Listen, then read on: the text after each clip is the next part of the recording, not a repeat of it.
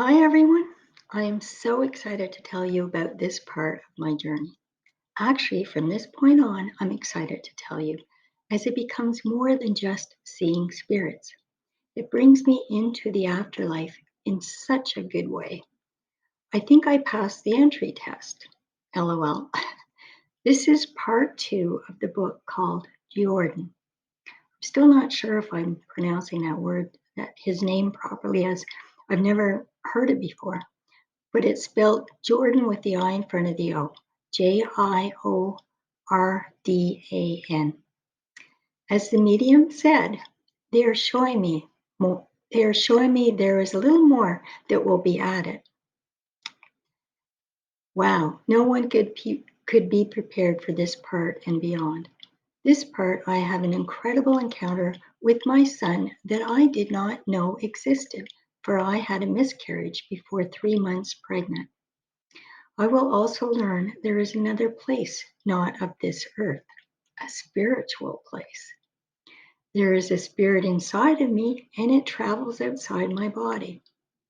For this part two, I have chosen the song, The Untouchable One, by Tom Cochrane and Red Rider. Let's get started. On October the 24th, 2015, I had a second reading set up with Susan B-H, the person I had met at the psychic fair. This date was originally set up with the intentions of hosting our end of season potluck soccer social, but I ended up coordinating this day into a full day with a home jewelry party represented by a good friend of mine, and also involved my sister with her home business. I had done this in the past and I enjoy helping others with their small business. With all this activity, I thought it would be a benefit to have Susan, the medium, to my home for these people that would like a read.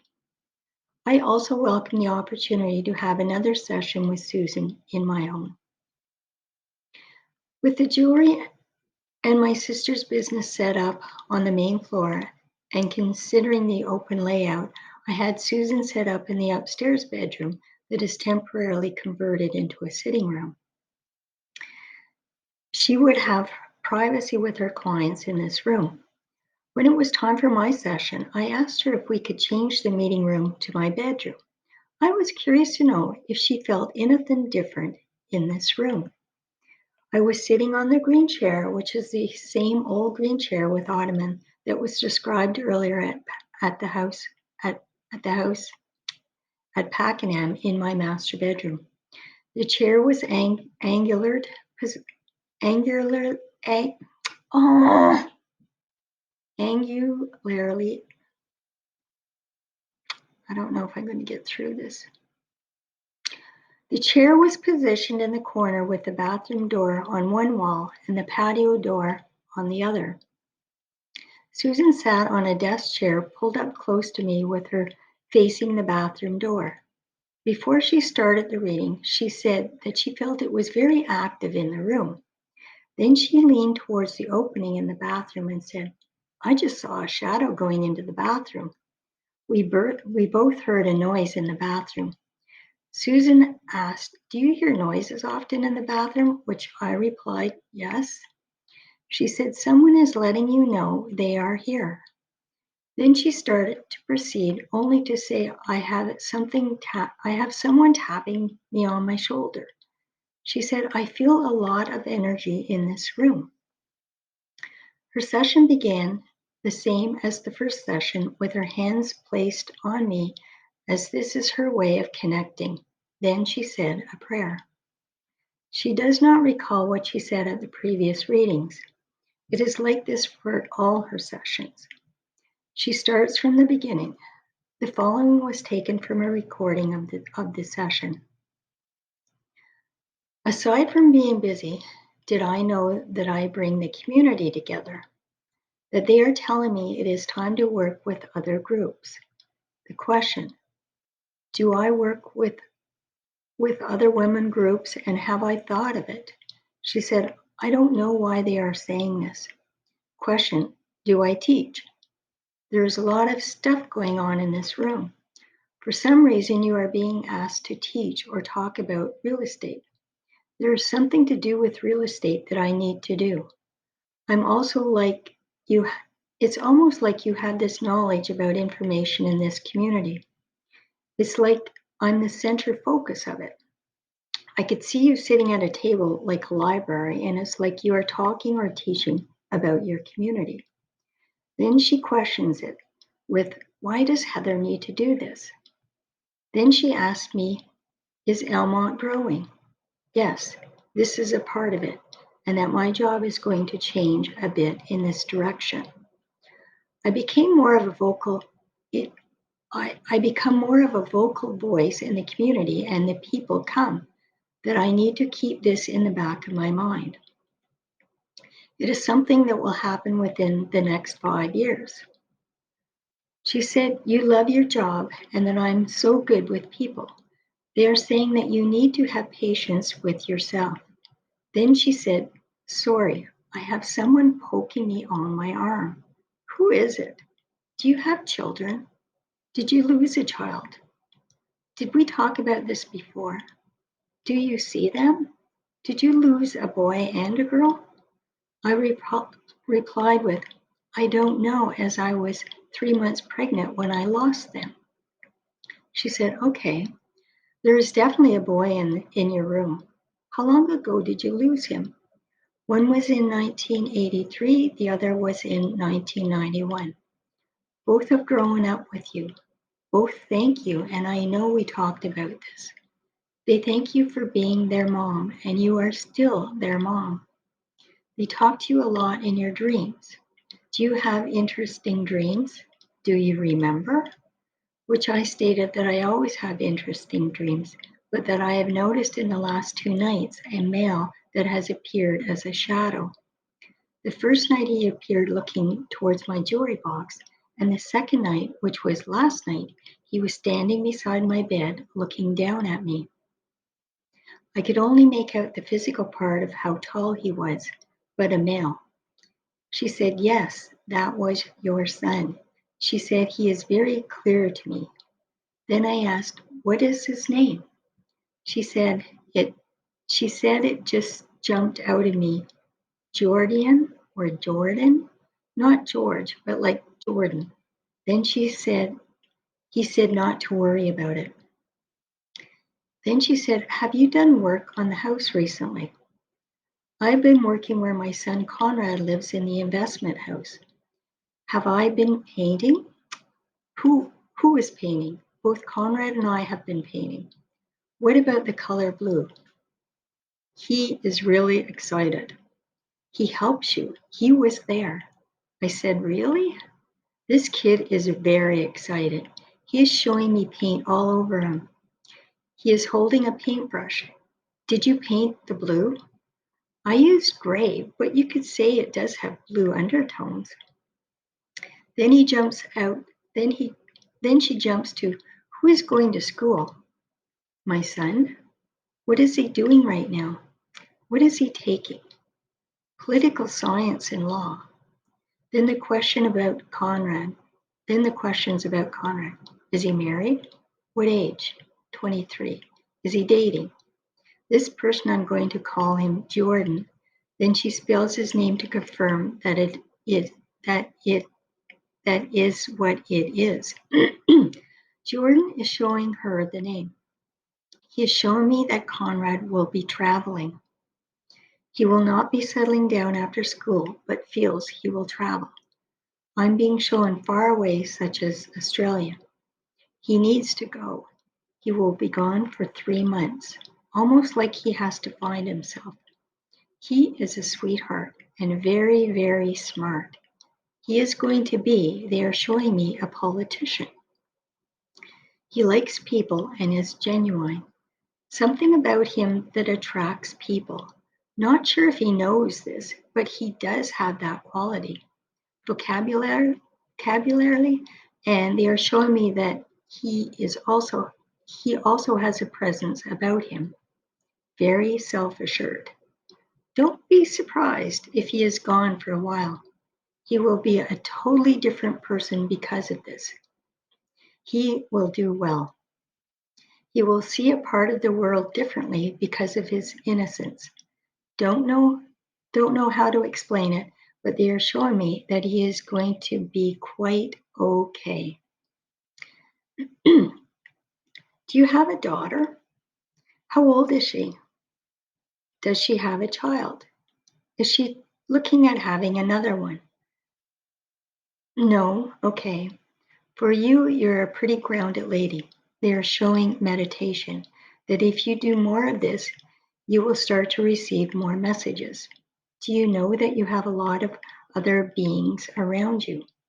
Yes, but only sense them more in the evening. They wake me up at night and then I see them.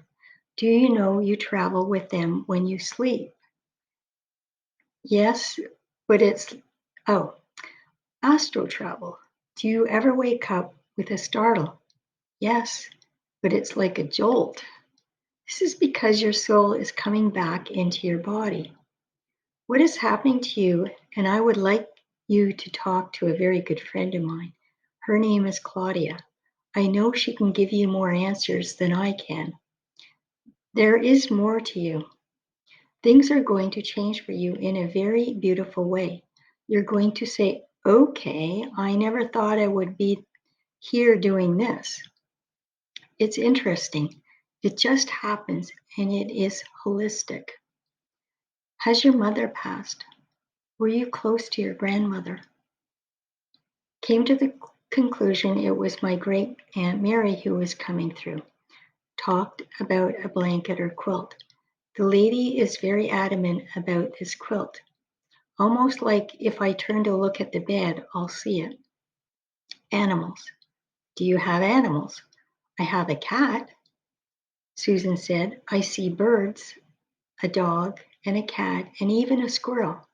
The squirrel comes into your room. The dogs the dog sits on your bed.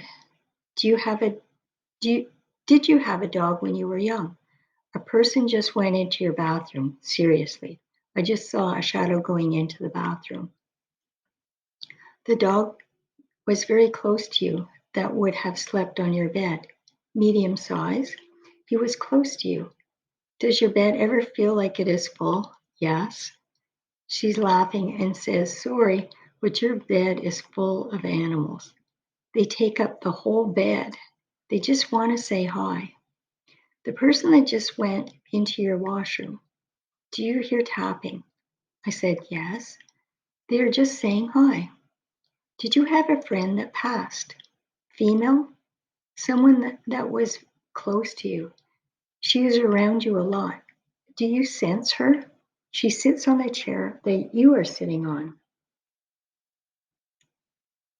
I don't know why, but they all love this room. Go back to the boy that is 24. He calls them in. Let's go visit mom. My response is, yes, that is the way I treat it. They are visitors. There are lots of visitors, but I don't know who they are. Your whole house, they come and go. Does anyone live with you here? Does your mom have visitors? My mom doesn't talk about this. Her husband, did he pass? He visits her a lot. He spends a lot of time with your mom. He is showing me sitting beside her. She should write her memoir. Your kids and grandchildren would love that. I'm being shown that your mom did not have an easy life, that she had to work very hard. Your dad sure loved her. He was a good guy. He comes to visit you. He slowly walks up to your room as if to see who is visiting you now. Always someone here. You can ask them to leave. You have free will to ask them this. I don't want to. They don't bother me. The fear is gone. They are saying if you don't want them to visit, then just let them know. If you are tired, just tell them. This is a yappy little dog that is around you. Not mine. Don't know who it belongs to. It does pop in. They want to know if you have any questions. So many questions, but not one particular one came to mind. She said, "Are you seeing anyone?" "No. This is a guy that comes into your life. He seems he quietly comes in. It seems he quietly comes in. He is very spiritual, very much involved with the spiritual part. He also meditates. Very grounded type of person, which is kind of cool because you are that way. He knows himself quite well. My sense is that he is very comfortable in life. He has his own money, so there is no issue there. He is quite good. The two of you just meet, and it is not online. I sense that it is a meeting where there is a group of people or gathering. Very nice guy. Good listener. It almost seems like the two of you go to each other and oh wow, and where have you been? What took you so long to get here? You did hit you just hit it off so well. They're showing me that the next year to year and a half. So don't be surprised. Nice, very nice guy, very gentle. It is almost like you it is almost like you are. You're yet more masculine about it. They are saying you are a very gentle person, so he compliments you in this way. That is what they are telling me. And just to expand on that, I did meet that guy. I met him in Cuba, and he was that type of guy. What is going on at work? Are you very busy at work? Stress at work? Talk about this. Next question. Did you write a book? Yes, I did. It's kind of at a standstill. It is not good enough. What is missing? I have a name for you to help. I have a name for you to help you. She gives me two names. It is meant to be. That is why I brought it up. She asked why I felt it was not completed. What part are you stuck on? Is it the ending? I discussed what I felt is needed. She said that they are telling me that you need to go back and reread it. The reason is that you will know more and will add more to it. You already know the reason to it. Are you stuck on the end? They are showing me that there is a little more that will be added. This to me was quite the reading. The highlight for me was knowing that my son, who was up to this point I did not know existed, except for the introduction at the last reading. This is pretty amazing. She mentioned two children who are around me.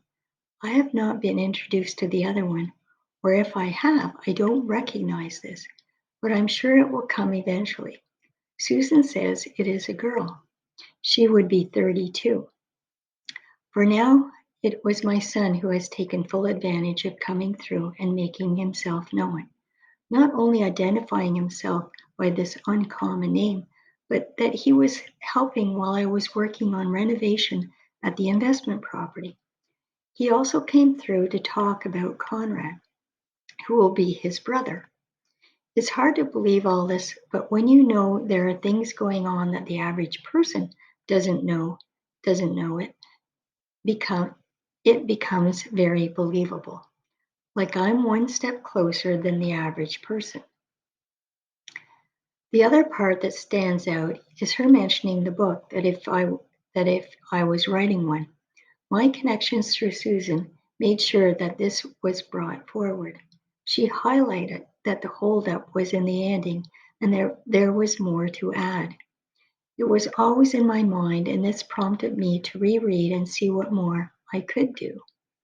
In the last two chapters, it is the last two chapters that had been added, and this chapter will end my story. And in hindsight, not this chapter. Even though I thought there would be more to say, I have to draw the line and say that this is where I need to end it. And after you read the ending, you will see why. After the reading, all I could think about was that I had a son, what his name was, and that it was unusually spelled. It was It was all I could think about, knowing that I had both my miscarriages around 3 months. It came as a total shock to understand that a fetus can have a spirit at 3 months or less. I had no idea of this. In fact, I recall I was in the hospital during a boarding phase, doubled over in pain as if going through labor. Actually, it was labor. That I was handed a piece of paper to sign which read abortion. I looked at the nurse and said, "I'm not having an abortion. I'm not choosing this procedure. I have no choice as it is aborting my body." She said, "Don't worry about it. It is a procedure and it has to be signed."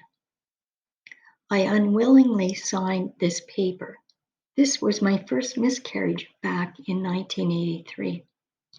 The day after the reading, I was still in shock, trying to organize in my mind the realization that I have another son and had no awareness of this over 24 years later. Not only one child, but two. Losing my first pregnancy to a miscarriage was heartbreaking. Both were, but I treated them both differently. The first one was my first pregnancy at the age of 25. I will spare the details, but what does stand out is the bonding that is trying to take place. Your body is changing in preparation, and you still nurture the child as you constantly think about it. Loving your child begins at the first sign of knowing you are pregnant, and when this is physically lost, the emotions and the reality of what has happened rips a part of you, even when you know there is nothing that can be done to help or change it. It does leave a void. With my second miscarriage, I was living with a healthy 6-year-old daughter, but this second miscarriage was my first child to my second husband. When I knew I was losing this child through a miscarriage, I reacted differently than the first miscarriage in that I tried my hardest to keep my emotions out. I did not want to discuss it or deal with the emotional part. By doing this, I had also pushed aside the father's emotions, which came spilling out when I least expected. With the loss of this child, we came together and shared a common emotional connection. What I did have was a name. They say there is character in a name, and I wanted to find out if I could learn more about my newfound son. The first thing I did was Google the name. It was unusually spelled, but I was hoping in finding something. I could not find the full name, but what I did find was the first part of it, which I find unusual. Geo. This is what I found. Geo is Czechoslovakian name of a boy's meaning earth worker farmer, numerologically meaning of on Geo. Potential, specialist, expression / destiny number 7, thought, analysis, introspective, speculation of, oh my goodness, I'm having a hard time with this. Analysis, introspective, and seculativeness are all characteristics of the expression number 7, the hallmark. Missing the rest of the world with 2 letters as it is cut off. The number 7 is a good mind and especially good at searching out and finding the truth. Geo is so very capable of analyzing, judging, and discriminating that very little ever escapes his observation and deep understanding. Geo is the type of person that can really get involved in a search for wisdom or hidden truths, often becoming an authority or whatever it is he is focused on. This can make a very fine teacher, or because of a natural inclination toward the spiritual, Geo may become deeply immersed in religious affairs or even psychic explorations. Geo tends to operate on a rather different wavelength, and many of his friends may not know him. may not really know Gio very well. The positive aspects of the seven expression are that Gio can be a true perfectionist in a very positive sense of the word. Gio is very logical and usually employs quite rational approach to most things Gio does. Gio can also rationalize at times that Gio almost seems to lack emotion. And when Gio is faced with an emotional situation, Gio may have a bit of a problem coping with it.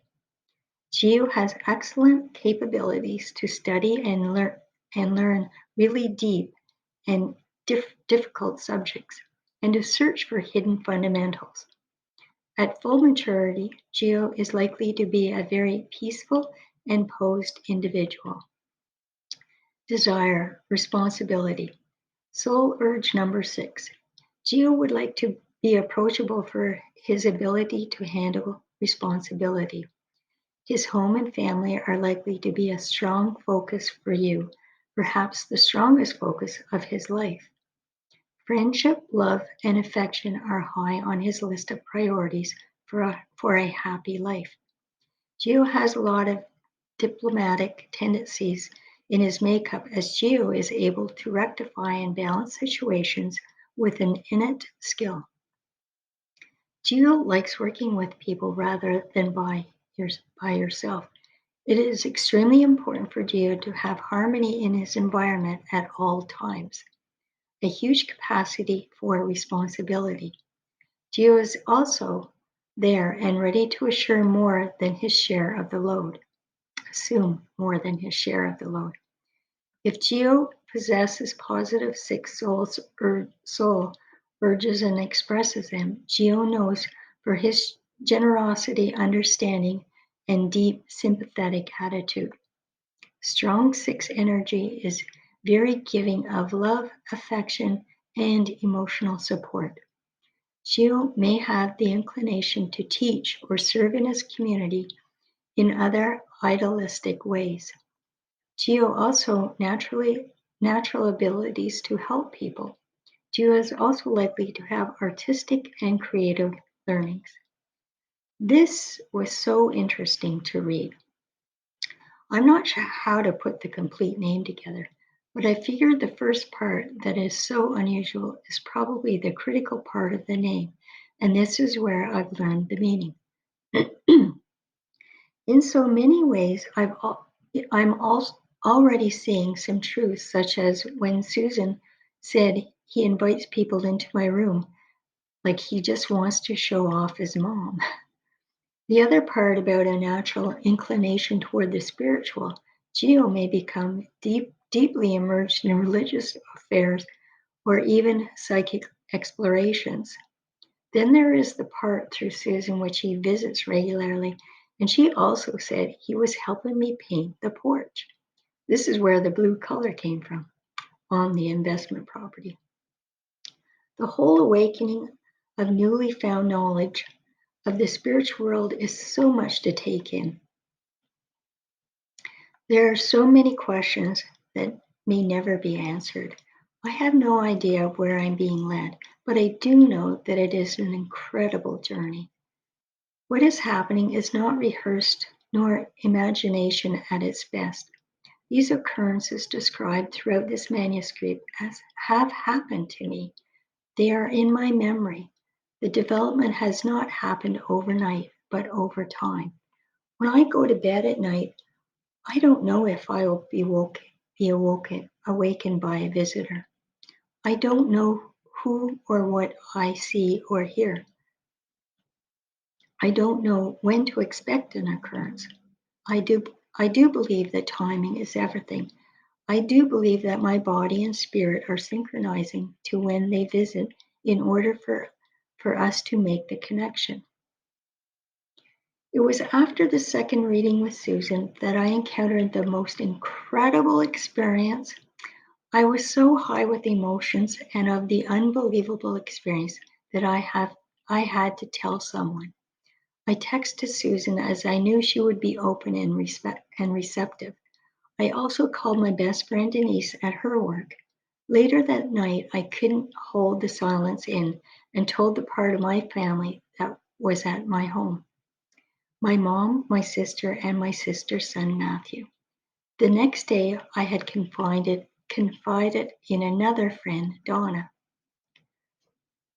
On Friday, November the 13th, the brief text that I sent to Susan had all these words. Hi, Susan. Heather Smith here. I only have a good friend to share this with, and it is just amazing, so I thought about you. Do you remember coming to my home in Elmont and sitting in my bedroom telling me about my son that died when I had a miscarriage and figured out he was 24 and his name was Jiordan and how it was spelt? He had visited me for 2 nights before your visit, but I didn't know who my visitor was, which was confirmed. Well, last night I heard someone calling the words mother, to which I replied, I woke enough to be aware, but did not allow myself to become fully awake. I said, is that you, Jiordan? And he said, I want to take you with me to the other side. I had an amazing experience from thinking I could be dying at this point to going rapidly through space and through a bright white light to coming face to face with him and actually talking with my son. The average person could never relate to my experience, but you told me about time travel and about my son. I felt very spiritually connected with him. It is so amazing knowing about the spirit and that there is afterlife and it does hold our loved ones and they are always connected with us. Thank you for your wisdom and for being a connection that has led me to a place that is no longer frightening, Heather. This is the encounter/experience that I had with my newly found son, Jiordan. This is where I will leave the ending to this part of my journey. Wrong again. On November 13th, 2015, I woke late that morning, remembering the experience that I had during the night. This is where I will end this manuscript. What I wrote to Susan in a text, which is stated above, has everything to do with this encounter. It is one experience I will never forget. It was like the holy grail of my encounters, and I have not stopped smiling. I am truly blessed. I went to bed around 11 p.m. last night. I was tired and fell asleep quickly. My day had consisted of a phone call in the morning leading to an appointment for a market evaluation on the outskirts of town. I was back home by 4 in the afternoon. That evening after supper, I settled into the couch to watch some TV. Nothing out of the ordinary. After falling asleep that night, I had woken and looked at the clock. It read 3:15 a.m. I could not fall back to sleep and just rolled around trying to find a comfortable position as I waited for sleep. It was after 4 a.m. when I had last viewed the clock radio, but at some point I did fall back to sleep. I woke to the sound of a male voice saying the word mother. I have had the same occurrence a couple of times when I was sleeping in the past, not calling the words mother, but I have heard my name repeated in calling Heather, Heather, Heather, or the doorbell ringing in the same manner.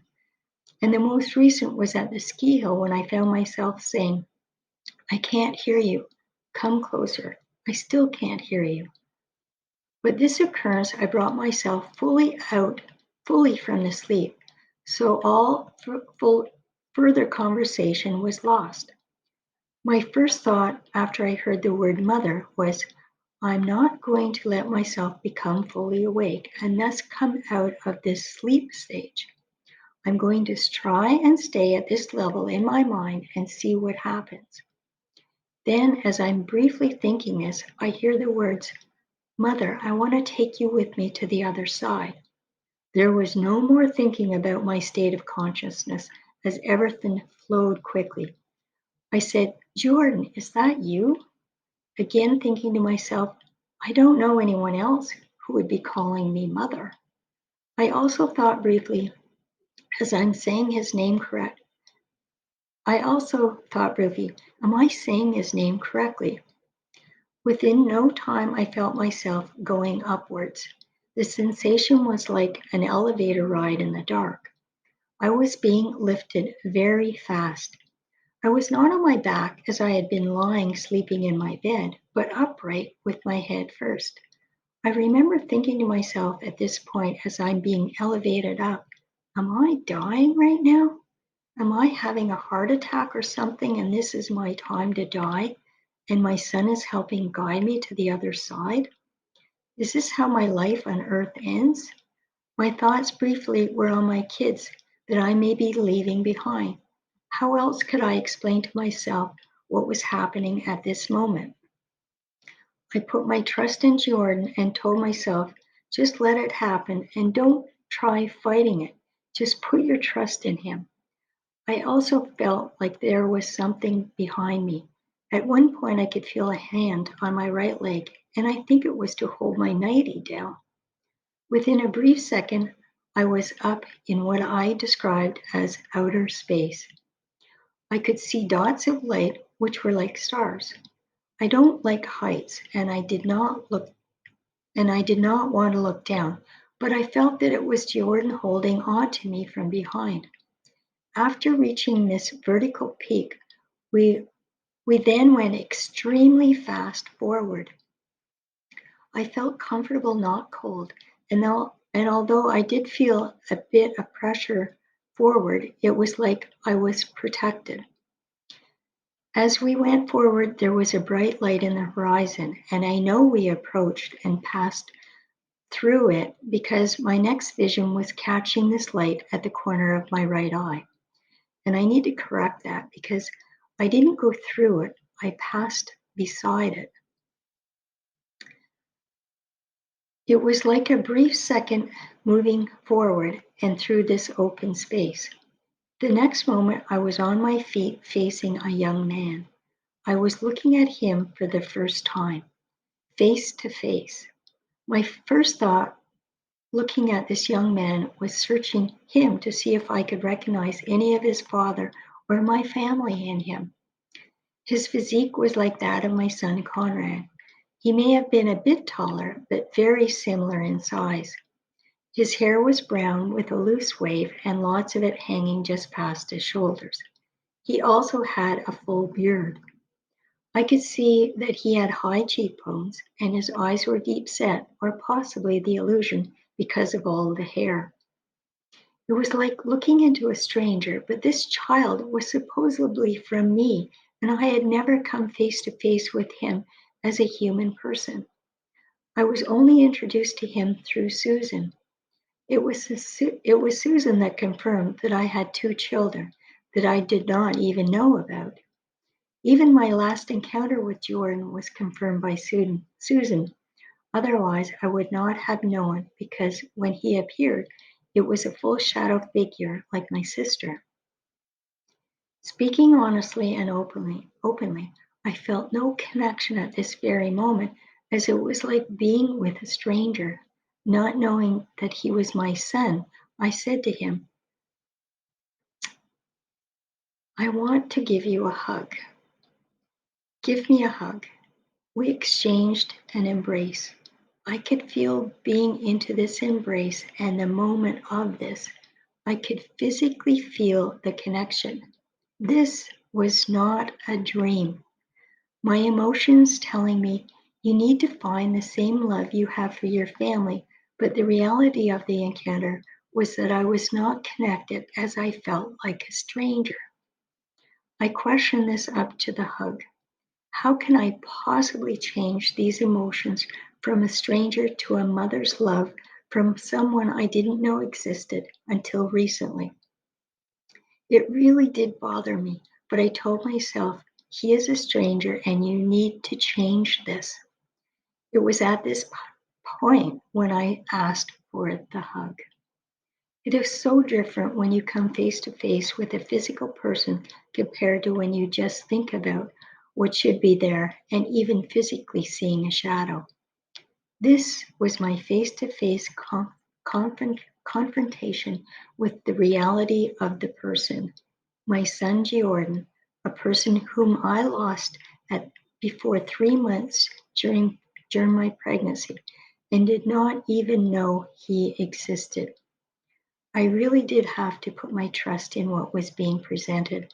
I did trust in the voice that called me mother. I did trust in him when I was taken with him. After the hug, I remember thinking to myself, I have so many questions to ask, and I ask questions, but I don't recall what they were because the next thing I remember, I was waking up in my bed.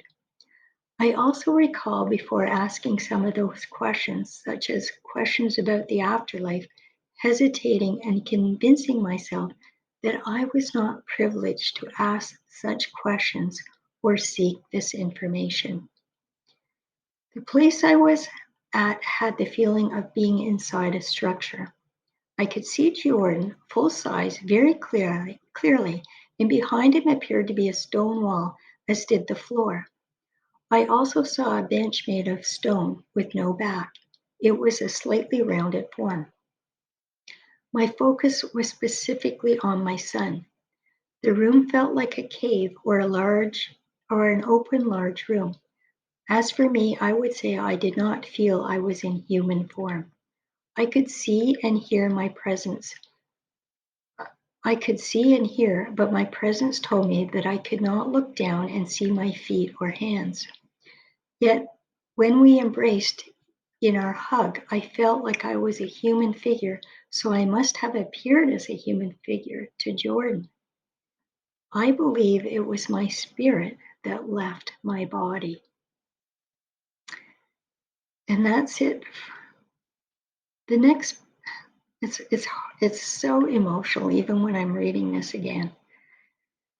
Okay, the next part 3 is also amazing. The thing is, I was confused as I did not know what was going on, but I sure do now, hindsight. Hope you will all join me next week. Bye for now.